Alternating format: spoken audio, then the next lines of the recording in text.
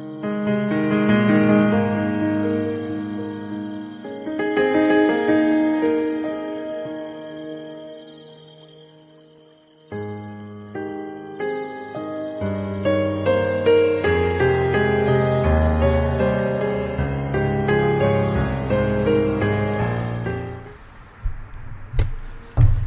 い、こんばんは。ルーリーのお部屋著者の本棚です。今日は今年最後ということでですね、やはりゲストはすごくもう素敵な方じゃないと、今までも皆さん素敵なんですけれども、やはりこの方かなというね、素晴らしい方をお招きしております。5分ぐらいしてご登場いただきますのでお楽しみに。私はですね、名前がまず沖本瑠璃子と申します。普段は5分会議を活用して人を育てる、組織を育てるということをメインでやっております。この番組はですね、本を書いている時に他の著者の方はどんな本を書いているのかなというこの疑問から聞いてみよう。聞くんだったら皆さんにも聞いていただいた方がいいのかなという思いから始めた番組です。そして毎月ですね、第2、第4月曜日に開催というか、放送させていただいています。で、もうね、60回を超えてしまいました。やめるにやめれなくなって死ぬまで頑張ろうかと思っています。ではまず最初にですね、私のところからテーマ、経営プロさんで今連載させていただいておりますそのコンテンツについて1分以内で話をさせていただきます。第11回対人応対力が身につくという会議をするっていうことで、前後この2回に分けて書いています。で、今回前編ということですね。ポイント3つに絞っています。まずですね、会議で対人応対力を磨ける。だからせっかくなのでその会議を使ってこういうタイプの人にはこんな風に対応していこうね、そんな風に練習も兼ねていただいたらなという内容です。もう一つはですね、会議中にいろんな人を見ていると大きく4つのタイプに分けることができるんです。それは伝え方を中心に考えています。その中で自己中心型という人がいるんですね。私もそうなんです。自己中心型の人にはまずですね、主導権を握らせないようにいろいろと工夫してみること。例えばですね、話を受け取った後は別の人に振る。いっぱい話してしまう人にはもう振らない。そんな風に工夫してみてください。詳しくは連載読んでくださいということです。もう一つは今度お任せ型という人がいます。この方はですね、何を言ってもあなたの言う通りみたいな感じの人なんですね。だからあなたの意見が聞きたいんですよということをしっかりと、意識を持って振ってみてください。あなたの意見はということですよね。ぜひ会議をうまく活用して無駄な時間にしない、そして人が活かせる、そんな会議をしていただきたいと考えています。ぜひ経営プロ沖本瑠璃子で検索して連載読んでみてください。そしてこの連載はですね、いよいよ第12回で終わりなんですが、対人応対力が身につく後編、次回1月にアップされます。それもぜひ、しっかりと読んで、できればですね、いろんな方にシェアしていただけると嬉しいです。よろしくお願いいたします。ということで、だんだんともう5分になってきましたので、この辺でゲストの方にご登場いただきましょうか。では今年最後のゲストなんです。で、まずですね、私ね、この画像を見せるの忘れました。こちらと今日のゲストはっていうところをね、ガーンと入れたかったので、今日のゲストはこちらです。はい、12月26日第65回の客人ということで、人間学の横山塾塾長をされております横山信春先生ですかね。はい、ではどうぞ。パチパチパチパチ。ここにね、誰もいないから私が勝手にゲストをお願いいたします。こんにちは。こんにちは。今日は本当に寒いのにね、しかもこの中、この外ちょっとぐるぐるとね、入り口がわからなくてごめんなさい。夜だから余計わかりにくいんですよね。ビルの外にはなんか大きいのが、遠いところから看板というかビルに書いてますけどね、なかなか分かりにくいところでした。顔を見せておりませんでした。はい。どうぞもうちょっとですね近いよっていうのに、はい、こんな感じですかね。本を思いっきりど真ん中に入れました、はい、はい、ではですね、自己紹介はもう自分がやるのが一番っていうふうに考えていますので、はい、もう時間は別に1分じゃなくていいので自己紹介をお願いしたいんですがよろしいでしょうかね。あ、そうですか。はい、お願いします。私はもともと SBI グループの一社で、4人から始めた会社を、上場会社にして、そこで、その会社売却されるんですけども、最終的には、それをきっかけに、独立してですね、今は全国に講演、もしくは、本を書いたりっていうのが、仕事ですね、はい、たくさん本も出されてますよね。そうですね、今回の本で21冊目ですかね、すごいですね。しかもなんかもうテーマも面白いですよね、毎回何か。そうですね運のテーマが1冊で、コミュニケーションのテーマが多いんですけども、落語のテーマもありますからね。そうですよね。落語にはびっくりしました。でも落語って今流行ってるし、コミュニケーションにいいですよね。で私が、これあんまり自慢できるもんじゃないんですけども、子供の頃は大阪でプロの落語家として活動しておりまして、で、たまたまなんですけども、私が入門した3ヶ月後に、皆さんよくご存知の笑福亭鶴瓶さんが私の弟弟子になったんです。そうなんですか。私がその当時の上方落語協会会長、6代目笑福亭松鶴の9番弟子だったんですよね。で10番弟子が鶴瓶さんなんですよ。そうですか、でそんな関係で、銀座のある店で飲んでたらですね、円楽師匠のお弟子さんで今放送作家をやられてる方、石田明宏さんっていらっしゃる、その方と話して、ここにも出ていただきましたよ。そうですか、でその方と話してたら、そこに編集者の方がいて、それ面白いから落語時代のエピソードと今のビジネスと絡まして、一冊書いてもらえますかっていうことで教書で書いたんですけども、そんな落語の本があったりとか、あとテーマはもう多岐にわたって、私は依頼を受けたら何でも書けるっていう。そうなんですか。何でも書かれへんけど、でももちろん書けないのテーマは依頼はされないと思いますけどね。そうですか。それは落語の時の石田さんからもいろいろ話を聞きました。その時に実は横山さんのお話も聞いたんですよ。そうなんですか。だからぜひ合わせてくださいって言ったことがあるんですよ。でも何かそうですよね、面白いしね、皆さん落語でつながってるんですよね。そうですね。だから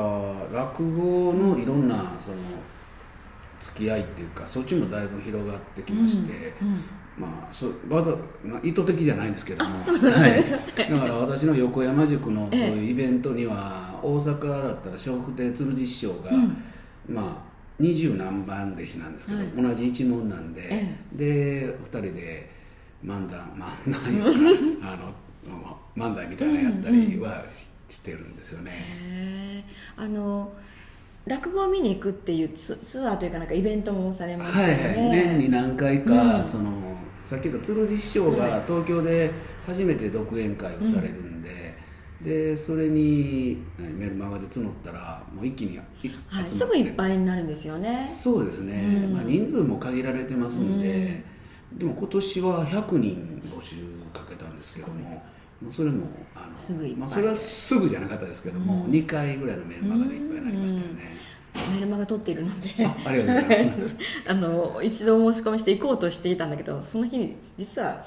スケジュールよく見てなくて、もう仕事入ってた日に申し込んでたんですよ。でももういっぱいだったから行きたがっている知り合いが代わりに行ってくれて、そうなんですよ、すぐいっぱいになるからね、ということなんですよね。でもそんな落語はどうのとかコミュニケーションが言っていて、今度運の本ですよね。運がどうのこうのっていうのがイメージがすごくつかなかったんですけど、これはどういうきっかけで運に話が進んだんですか？もともと16年ぐらい前から、運っていうことについてはすごい研究っていうか、研究ですよねしてたんですよね、ただ私会社の上場会社の、役員とか社長やってましたんで、あんまりスピリチュアルなことを言うと、社員もそうですけど株主もそんな運がいい方法分かってんねやったら業績もっと上げろと言われたりするんで、ずっとそっちの方が封印してたんですよ、で、会社辞めてっていうか役員を辞めて、で一番最初に書いたんが、運の本でめちゃめちゃ運が良くなる人付き合いの技術っていう本を書いたんですよね、でそれしか書いてないんですけども、私のところに取材、例えばプレジデントさんとかビクトモロさんとか来る場合に、テーマが落語のテーマと運のテーマが一番多いんですよ。へえ、そうなんですか、びっくり。で専門いうことないですけど、僕もね部下だけでも3000人ぐらいいましたんで、その上司部下の話とかいうのが取材来るんかなと思ったら、意外とね運の本と落語の落語は当然その落語についてじゃなしに、落語とビジネスの共通点みたいな取材ですけども、で意外とね運のことはね詳しいんですよ。だからへえ、いやだから今回の本がちょっと最初ちょっとびっくりで、あれどういう方向に今進んでるんだろうみたいに思ったぐらいちょっと意外でした、ただ普通運の本っていうのはどちらかというとスピリチュアルな、そう思ってました。疫学っていうか占い的なものとか、風水とかですね、例えばトイレ掃除をしたら運気が上がるとか、で私はそうじゃなしに、科学的って言ったらあれですけども、なぜそうなるかっていうのを本にも全部書いてまして、どっちかといったらそのスピリチュアルな要素はほとんど入れないようにしてるんですよね、じゃあスピリチュアルなと運と関係ある方は大いに関係はあるんですけども、分野が違いますんで、私はずっとビジネスで35年やってきたんで、やっぱりリアルの、パッと見た時に、こいつは出世するかどうかっていうのが、大体分かるんです、中途採用だったら、そうですね1週間で大体分かりますね、で新卒だと、途中で変化する可能性あるんで3年ぐらい分かんないんですけども、どっかの会社でも5年とか働いてきた人の、会話っていうか、指示出した時の対応を見た時にもう分かるんですよね。ということは出世する人っていうのは運がいい方法を身につけてるんですよね、そうですね、それでもそこが、部長まで行く人もいれば、役員まで行く人っていうことで、社長って会社の規模によりますけども、上場会社とかああいう大きいところの社長になるっていう時には、やはりその私が本に書いてるだけじゃなしに、このスピリチュアルな要素も必要なんで、ちょっとそこは別次元なんですけども、でそういうのを持ってるかどうかはなかなか分かんないんですけどね。へえ、そうなんですか。なんとなくだんだんねちょっと敬遠していった方、ぜひビジネスでも使えるし、人とのその関わり方とかいろんなことも全部でもそもそも運の悪いそうな人とは関わりたくないような気がしますもん。基本的にはその付き合う人によってですね、人間って大きく変わるんですよね。そうですね。だから運のいい人の周りは運のいい人ばっかりですし、運の悪い人の周りは運の悪い人ばっかりですね。私は前の会社で予算が全然いかないで、全国最下位までなったこと、2000人ぐらいいるんですけどね、最下位になった時に、その時気ぃ付かなかったんですけども、飲みに行ってるメンバーが、45人いつも行ってるのに、これ全員予算を達成してない人間ばかりが集まってる、でそういう、運が悪いですよね、じゃあそういう人間が集まったら何話するかって言ったら、会社の悪口とか、上司の悪口と、あとは自分の昔の武勇伝ですね。1回か2回あった武勇伝を語るそんなことばかり言ってますから、それは運が悪い人の行動であり、言葉なんでしょうね。そうですね。発展的ではないですよね。へえ、そうなんだ。確かにね。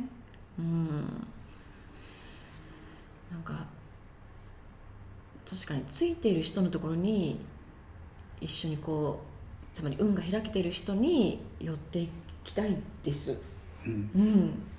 ヨンさん運いい方ですよね。私ね、多分いいと思うんですよ。なんか運悪いことがありそうな中に不幸中の幸いっていうの多いんですよ。なんかいいなと思ってます。運のいい人についたらいいんですけども、運の悪い人が運のいいとこのコミュニティに行ったらすごい居心地悪いんですよ。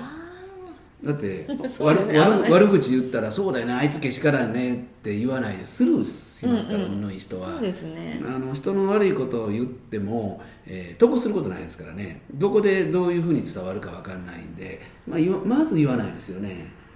だから運のいい人でも当然好き嫌いはあると思うんですけども、あまり自分に得にならないことをあえて言うことはしないですよね。そうか、そうですね。なんかだんだん、その運がどうのって言ってたのが納得みたいな感じで分かってきました。じゃあそういう運が良くなる人の特徴っていうのは、そういうふうにいかない良くない人のところにまず行かないっていうのもあるんでしょうね。そうですね。特徴は付き合う人、あとは、人との縁ですから、これも付き合う人と関係するんですけども、運のいい人っていうのはその行動とか考え方が基本的にはポジティブですよね。そうですね。そうですよね。不満で終わるか不満をどう変えていくかっていうここの違いのような気がちょっとするんですよ。そうなんですよね。結局起こってることっていうのは同じで、それに対してどういうふうに対応するかで変わってくるわけですよね。でだから起こってる時に、誰かのせいにしてみたりとか、もっと言えば国のせいにしてみたりとか、そういうのに責任をなすりつけてもですね、何も変わらないで、やっぱりそこは自分のせいにする必要もないんですよ。そうですね。だからどうするかなんですよね。じゃあ国のせいにしても何も始まらないので、国のせいであったとしてもじゃあどうするかっていうことですよね。そこですよね。自分のせいにすると今度は落ち込んじゃいますから。今度逆にそうなんです。ここで病気になってる人がまた多いんですよ。全て自分のせいにしてしまって、ではないんですよね。誰のせいでもない、やり方が違っただけの話なんですよね。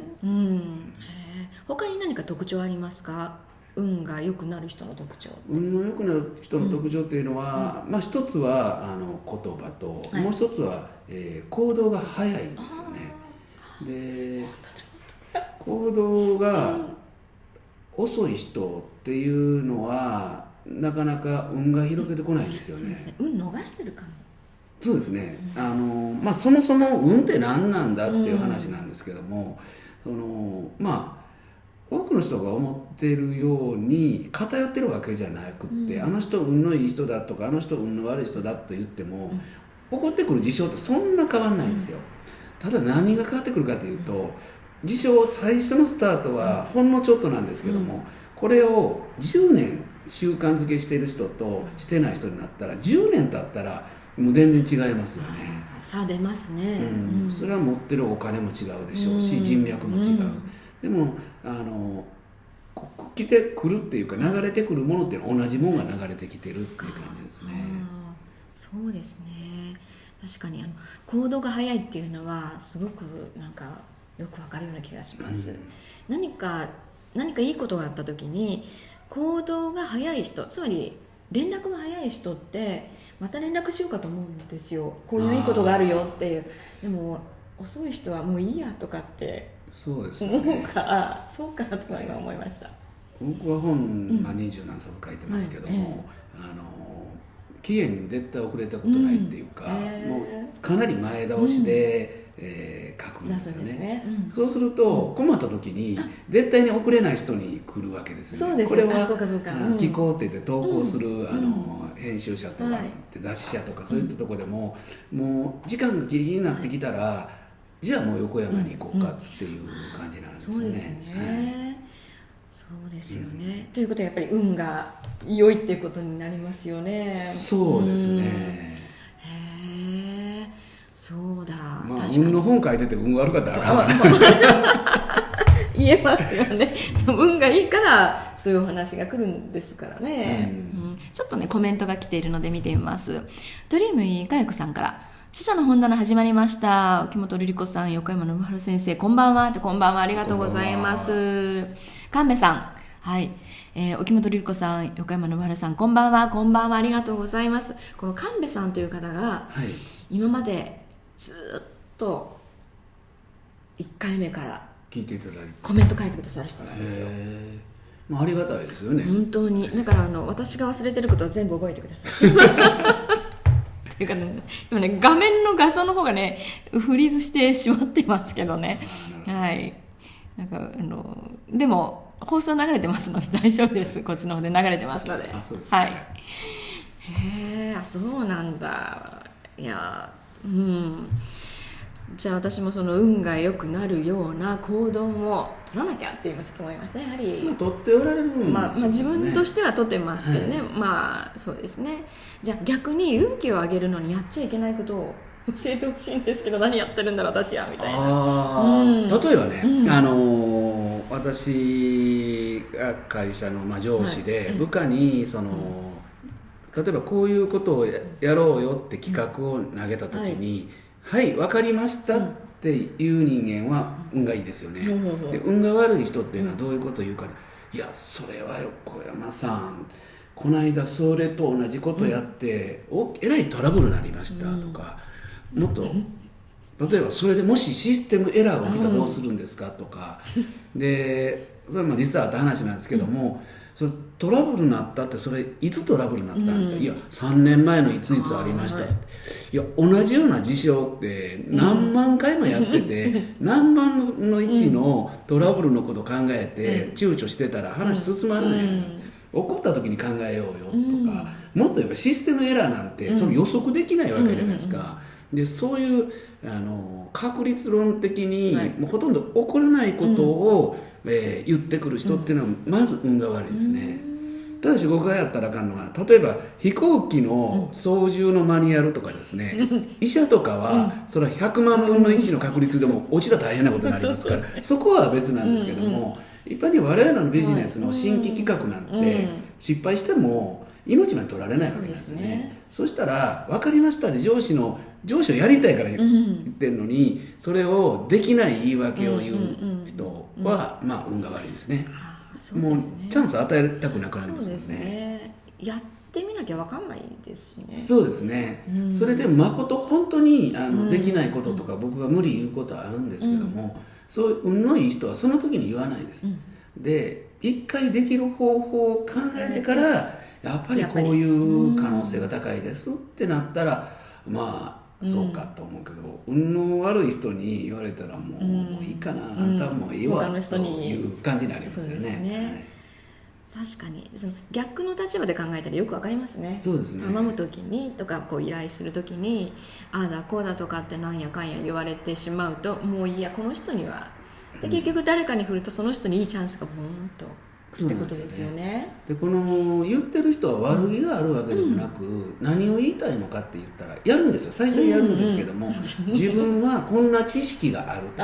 過去やって苦労したっていう自分の知識とか苦労を自慢しただけなんですよ。そうなんだ。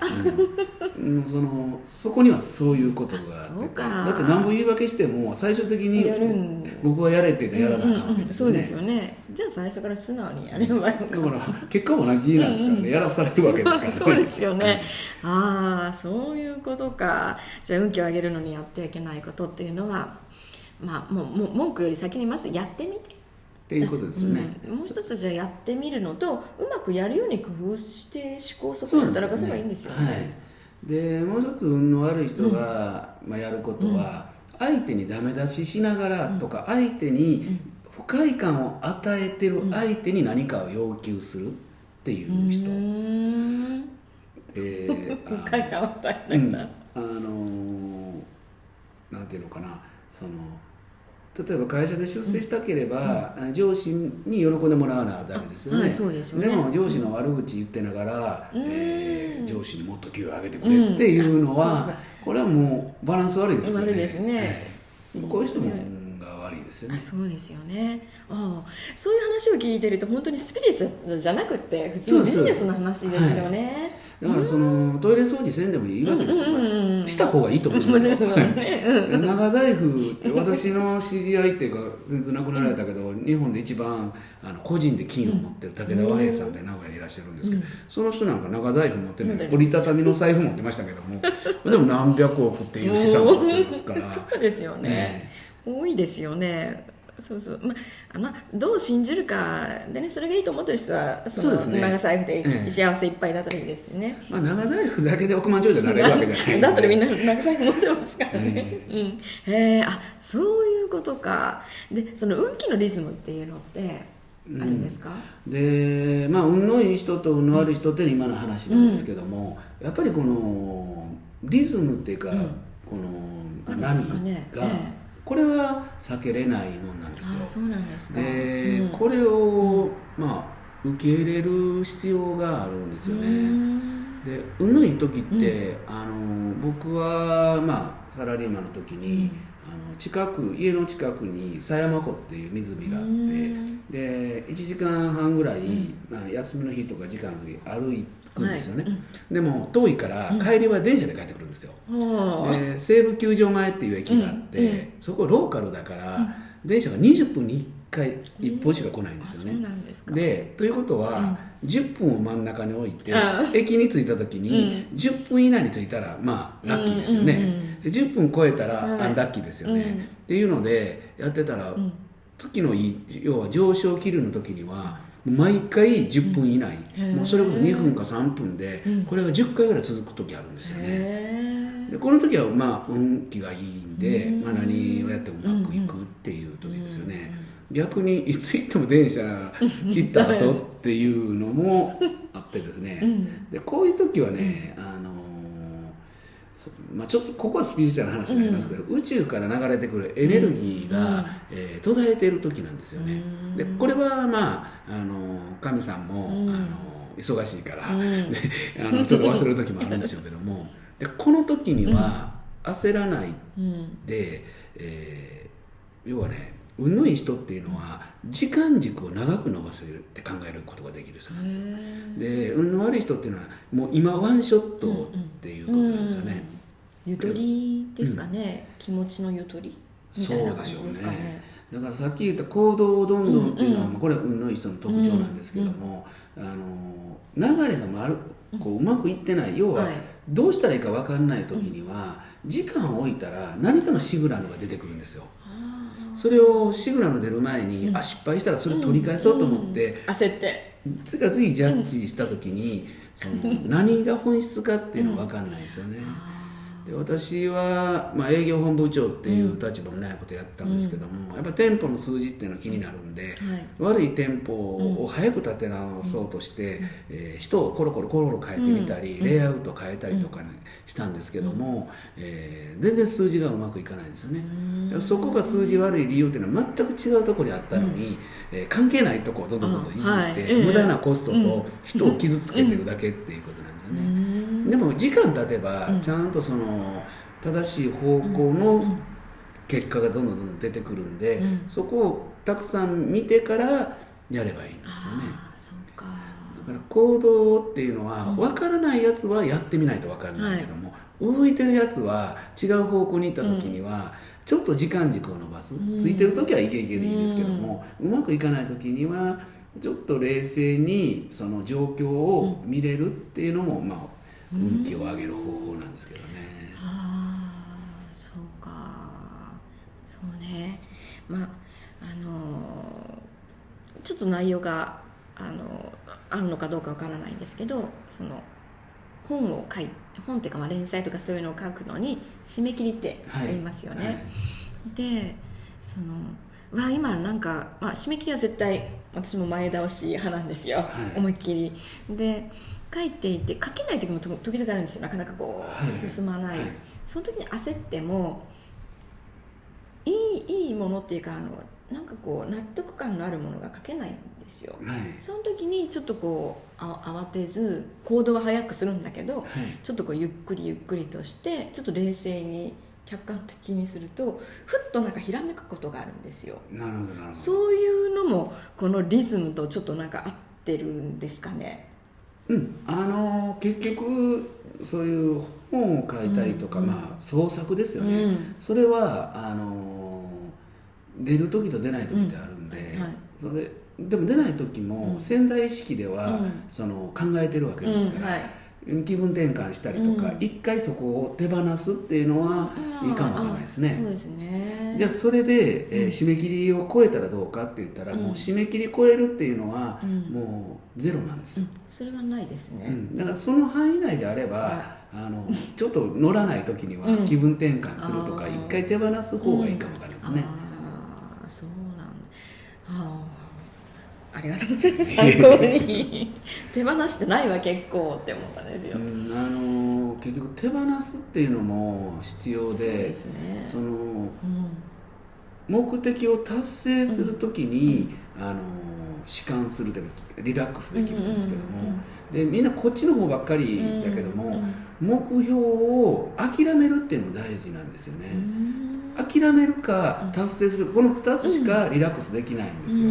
で緊張は適度の緊張は、エネルギーになっていいんですけども、過度の緊張になると、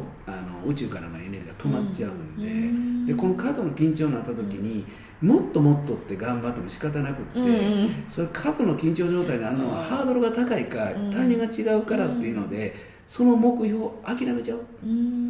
のがやっぱり子供の時から、諦めたらあかんと教えられてるんで、一回立てた目標をなかなか手放せないんですけども、そういうのも大事ですよね。手放す、参考にどうですか皆さん、参考にねやってみてください。また何か書かれてますね。ですね、ちょっと下が見えなくてごめんなさいね、私の方があらららよいしょ。神戸さんからフリーズ大丈夫ですよって、ちょっとこの下が読めなくてごめんなさいね。鳥海さんから運をつかむつかまないも日々の積み重ねなんですね。そうですよね。そうですね。だから急にね、今日なんか分かって、明日っていうわけじゃなしに、徐々にですよね。そうですよね、確かに。で、生田さんありがとうございます。沖本さんこんばんは。横山さん、運は素直さと言い訳の違いでしょうか。私も相手に不快感を与えないように気をつけていきたいと思います。そうですね、気をつけていきましょう。素直っていうのは運気を上げる、っていうか、運のいい人ってみんな素直ですよね。素直ですよね。もうそんなん信じてやってんのっていうぐらいでも運のいい人っていうのは、やってダメだっても、大したことがないって思ってるんですよね。実際そうですよね。そうですね、一回信じて素直にやってみるのが大事かもしれないですね。そうですよね。さっきのね、どうせやるんだったら素直に最初にやっとけばいいわけ、うちうちやつに、気分もいいですよね、お互い気分いいと思うんですよね。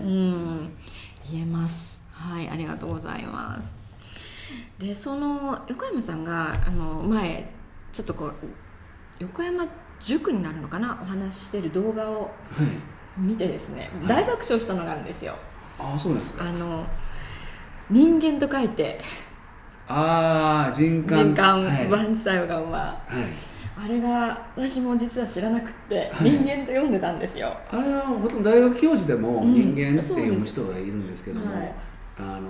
その人間っていう読み方も間違いじゃないんですけど、中国古典の話でいうと、あれは全部人間って人間っていうふうに言うらしいです。僕も後から勉強して分かったんですけども、その動画が面白くって何度も見ました。何度もっていうより、実はね、なんかことわざなんだったっけ、なんか好きな人間万事作用は馬っていうの僕好きな。そうですね、そういうふうに言ってるんだけど、実はそれは人間じゃなくて人間って言うんですよっていうのをね、聞いていて、また言おうと思ったらまた間違うっていうか、もう頭からその人間っていう言葉が離れなくて、何度もこう言い直してるうちに、いやこの言葉じゃないことにしようみたいなのがすごい面白かったんですよ。なのでその横山塾っていうのがなんかあれ横山塾ですかね。あれはね、横山塾じゃなしに、人生相談やってますんで、それを一回もライブで目の前にいる人の質問をその場で即答して答えるっていう、即興で答えるっていうやつなんですけど、面白かったので、ぜひ皆さん動画を探してみてください。あれはね NG 集ってあ、そうですそうです。 NG 集がすごくなんかあれを見た途端になんか話しやすいっていうのもあれですけど、思ってたイメージより話しやすい方なんだなというふうに思えたんです。NG 集はすごい面白い。思ってるイメージは話しにくかったです。なんとなく最終日は一度前ラジオでお会いした時をかなりもう話しやすい方になりましたけど、やはりなんかね、すごい人っていうイメージがやっぱりあるんですよ。きっと他の方たちもで落語をしてるとかってね、知らない人が多分いっぱいいると思うんですよ。それはあんまり言ってないし、だから余計なんかもう本当にすごいなんか遠くから眺めておこうみたいにきっと思ったんだと思うと思うんです、でところがNG 集がもう本当に一気にもうなんか話しやすい方怖くないかもと思ったんです。じゃあ NG 集を中心に流してそうそれで前石田さんにゲストで出ていただいた時も落語がどうのとかっていう話から横山さんの名前聞いて、会えばいいよすごく面白いしって言われたんですけど、だってまだ会ったことない人に会えばいいよって言っていきなり会ってくださいっていうのも変だし紹介すると言われつつ紹介はそれと言わないんですね。だけどなんか出版パーティーだったかな、なんか誰かの中井さんの共著で本を出されていた時の中井さんのそうかもわからんね。共著の時にその時に又野さんとそうです、その時に横山さんですって他の人から聞いて紹介してよとかって言ってお会いしたのが最初なんですよ。そうなんですか。そうなんです。だから石田さんから聞いていた時にはいや会えばいいよって言われてもそんなこと言われてもみたいだったんですけど、だからNG 集はすごくNG 集がそんな受けるとは思いますね。私はもう何回もあそこがもうおかしくってちなみに一番再生回数っていうかあれが多いのが NG 集なんですよ、っ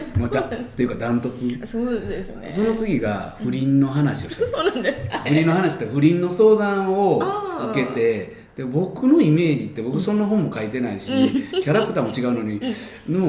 聞いてこられたら答えないかんですよね。そうですね。でもやっぱり自分が日頃考えてないことを即興で言おう思ったらこれ出てこないんですよね。でちんぷんかんぷんなことを言って汗だくなって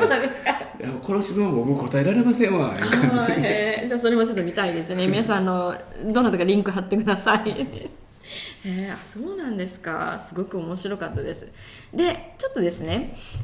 運の話をまた後で聞かせていただきたいんですけど、この番組のメインはちょっと本について話をっていうことで、横山さんがなんかこの本で影響を受けた、あるいはこの本がすごい思い出になっているっていう一冊を挙げるとすると何でしょう。僕は日本審判っていう会社で、全国トップになった時もあって、営業成績良かったんですけども、生意気だったんで左遷されたんですよね。そうなんですか。それが取り立ての部署、借金の取り立てですよね、で僕が担当してたのは結構高額の、結構取りにくい回収しにくい、それでうつ病になっちゃって、そうなんですか。でもうどうしようもなくなった時に、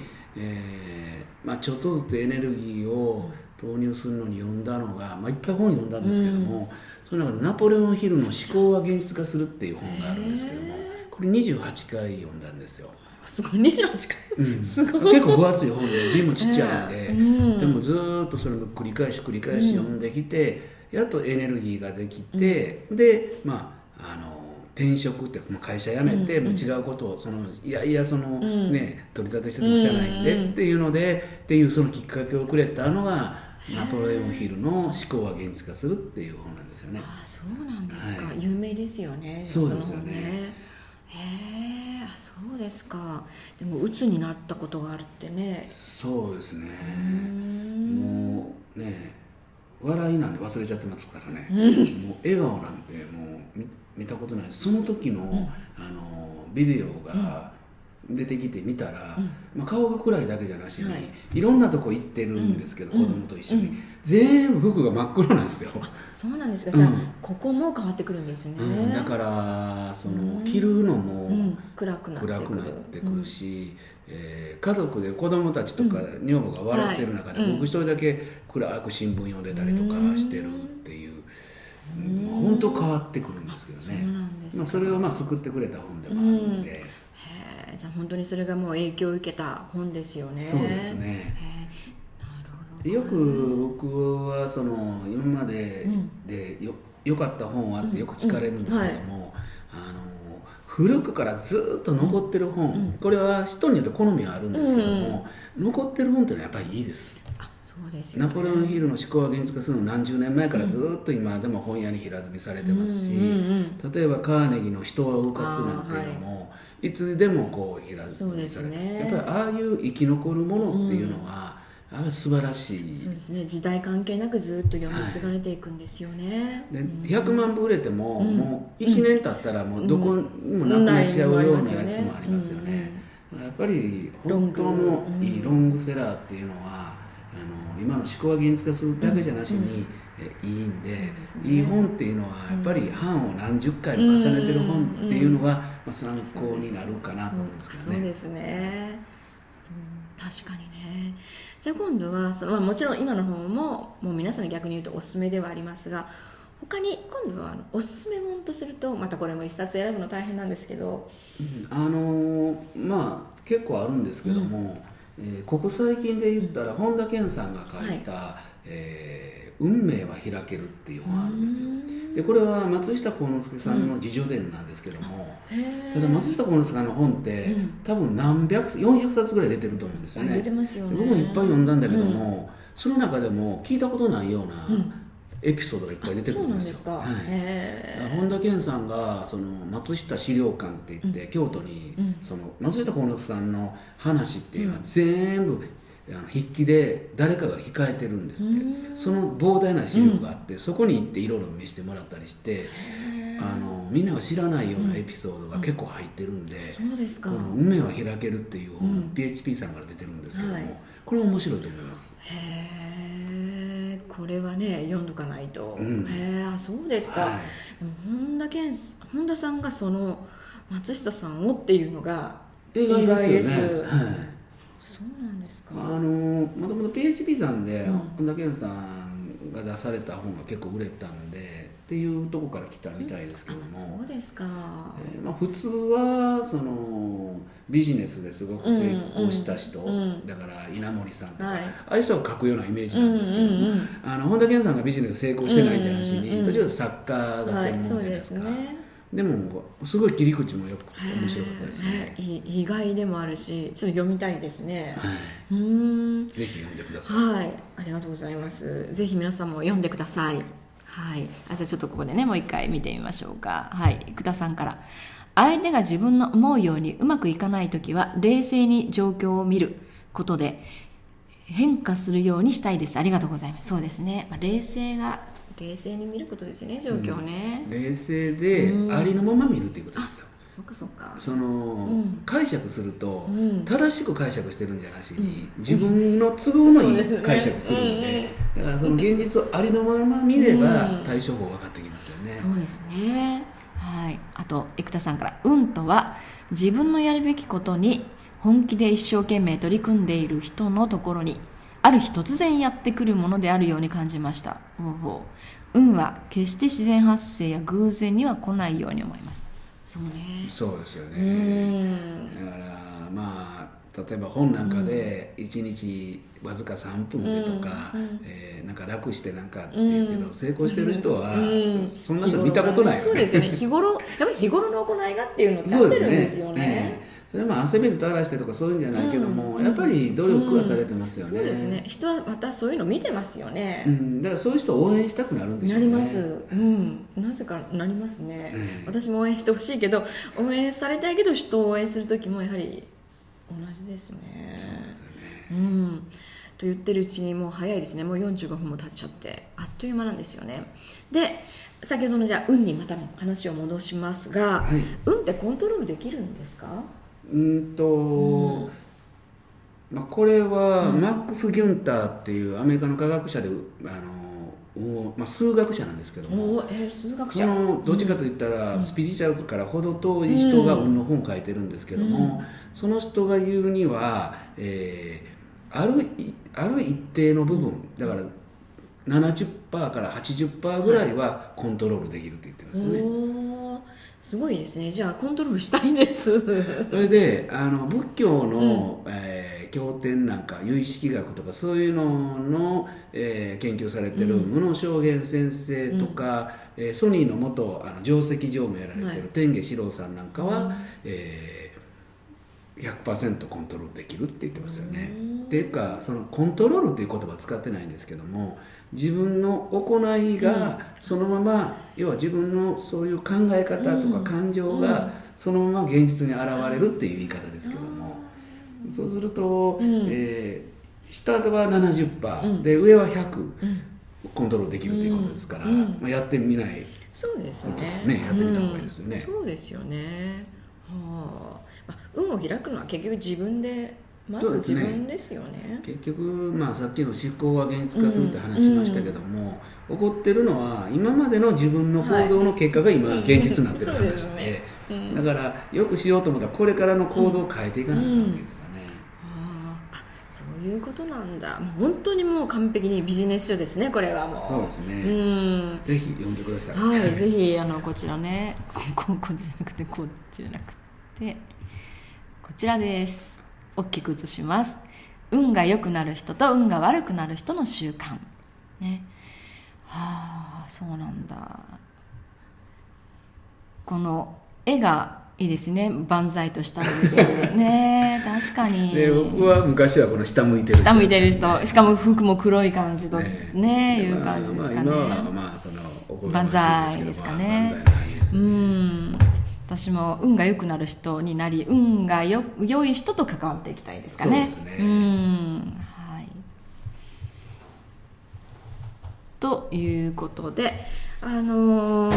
実はこの本をですね、もう今日というかもう今年最後の回でもありますし、皆さんに何かプレゼント5名の方に抽選で5名の方にプレゼントさせてもらいます。私のサイン入りでなので皆さんのお名前をこうサインに入れてもらうから、当選された方は名前を入れてからになりますので、ちょっと送るのに時間かかります。じゃあどういうふうにしてお申し込みしてもらおうかな。生ではなく、生はもちろんなんですけれども YouTube をご覧になっている方も、なんか欲しいなという方は、じゃあ私宛てにメッセージをいただき、それで抽選をという形ですね、抽選させていただいて、当選者にはこちらからメッセージを送りますので、送り先を連絡できない方には送れませんので送り先がちゃんと連絡できる方ください。できればですね、その本を受け取ったらいろんなところにこうね、アップ告知していただける人ができればいいですね。その贅沢は言いませんけども、できれば、こんなんもらっちゃったみたいな読みましたが、できれば、できなかったらできないでもいいんですけど、できればそうしていただけるとすごく嬉しいです。では5名の方いつまでにしようかな、締め切り、YouTube もあるので、では、お正月明けてからもちょっと受付しましょうか。ちょうど年末年始ですしね、ちょっと動画もアップはすぐにはちょっとできないんですよ。ちょっといろいろやるから、では1月の7日1月の7日の夜中ギリギリですかね、23時59分59秒までにお申し込みいただいた方に抽選で5名の方に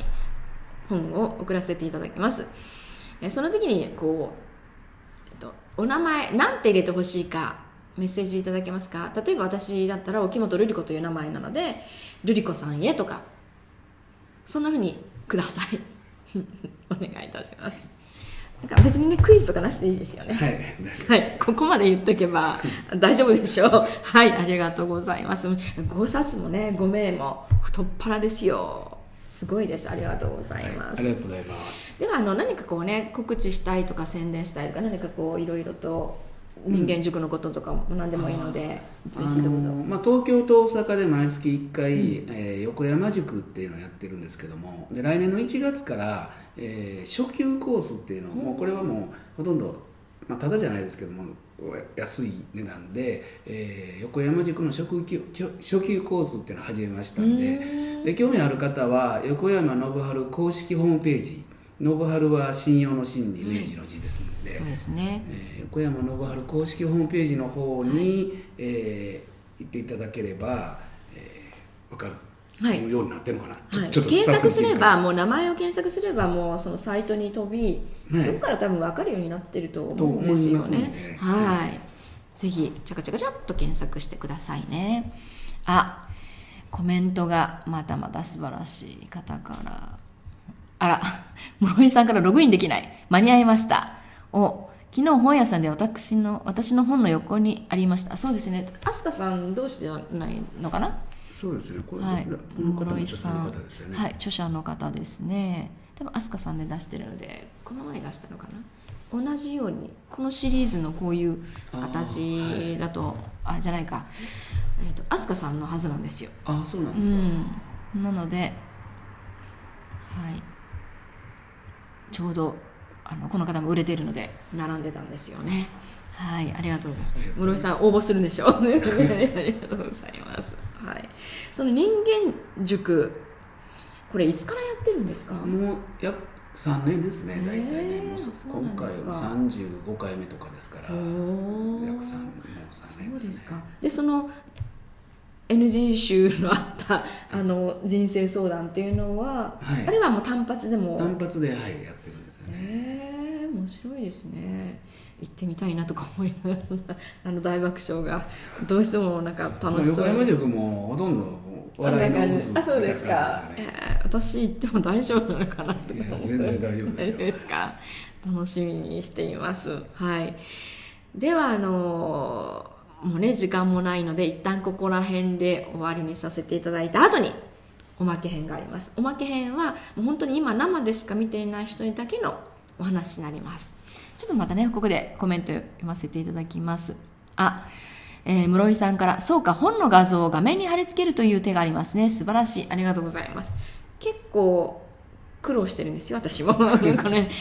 をね、持ってきていただくっていうの重いでしょ。なのでここにこういうふうにずっとアップしておいたら、この方の宣伝になるのかなと。よくね、この5冊ぐらい後ろの方に置いたりするけど、倒れたりするしね。そうなんですよ。前は後ろにポスターっていうかやってたんですけど、この印刷屋さん、そこまで行くのに労力ちょっと時間がすごいかかってたので、もう今は見やすいですもんね。この方がはっきりしてますよね。ですいません、私のはずっとちょっと販売用で置いたままでという形でこうやれれば大きく見れるしいいかなと思って画像をアップさせていただいています。でコメントで神戸さんから、沖本瑠璃子さん応援してる、ありがとうございます。もうね、1回目からずっと応援していただいてありがとうございます。生田さんから、横山様本欲しいです2017年が横山様にとってさらに良い運が来ますように。もうこういうコメントがあるとね、もう本行くしかないじゃないですかありがとうございます。という形で、ではそろそろちょっとじゃあ私の方から告知させていただきます。次回のゲストがまたね、年始めにビッグもう最後と最初は考えました。第66回1月9日になります松橋先生ですね。もう17冊出していて累計30万部のビジネス著者。肩書きがいつの間にかこんな肩書きに変わっていたので、私ちょっとびっくりなんですね。今度はなんか成功する人失敗する人っていう形で面白いですね。今日は運、次回は成功か失敗か、でもつながってますよね。理屈は本質は同じですよね。同じですよね。ぜひ、ただここがまた話し方でっていう風になってるんですよね。これも楽しみです。次回もぜひご覧ください。で、私の方からの一つ宣伝とすると、今ここ放送している会場、東神田になります。で、ここはですね、貸し会議室となっています。ぜひここでイベントとかなんか教室なんなりいろいろできますので、こちらでぜひ借りていただければと思っています。詳しくはまた検索、沖本瑠璃子貸し会リストが多目的スペースってやっていただけるとホームページ出てきますのでぜひお願いいたします。私得る場合はなんかお手伝いできると思っていますのでぜひ借りてみてください。はい、以上となります。では最後になりますけれども、はい、実はポーズを作っていただくんですよ。ポーズがあるんです、この番組は、はい、最後にですね、これルーリーのお部屋著者の本棚っていうんですけれども、はい、ルーリーのお部屋著者のでこれ本を一回開いていただく、これ本なんですよ、はい、著者の本棚で本から顔を出すっていうのを皆さん最後にやっていただいています。ですね、エンディングの音楽をクリックできるようにエンディングこれだった。はい、では、最後となりますが、はい、私の方から良いお年をっていう形ですね。もうそうだ、今年最後ですからぜひ皆さん良いお年を、そして来年もよろしくお願いいたします。今年もたくさんありがとうございました。今日本当にどうもありがとうございました。この後おまけが少しありますので、今生でご覧いただいている方はそのままでお願いいたします。ではルーリーの部屋著者の本棚エンディングこの誰の目を気にしてるの？好きな花を育てるのが悪いの？水のやり方、光の当て方揃える必要があるの？好きな花を好きなように育てていく幸せを捨ててまで隣気にして何を怯えてんの？僕は僕の好きな花を好きに育て咲かせたい。今からでも間に合わせよう。大好きな種をまこう。やめとけとか遅すぎるとか誰かが笑うだろう。その誰かの鉢の中は似たような花が咲く。見えプライド世間では刻んで肥料にして僕は僕の好きな花を咲かせるために行こう。ラララララリララララララリララララララタラタタタリラルルタラタルル夜咲いても朝顔遅れたって朝顔やっと見つけた笑顔